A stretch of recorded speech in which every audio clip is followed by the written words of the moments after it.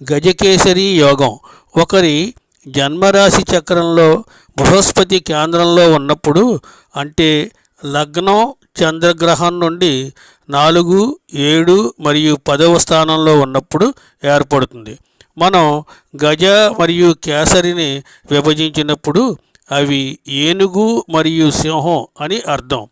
రెండు భారీ ఆధిపత్యం మరియు ఆకర్షణీయమైన జంతువులు. జన్మరాశిలో గజకేసరి యోగం ఉన్న వ్యక్తులు సమర్థతను కలిగి ఉంటారు మరియు వారు అన్ని సౌకర్యాలను పొందుతారు.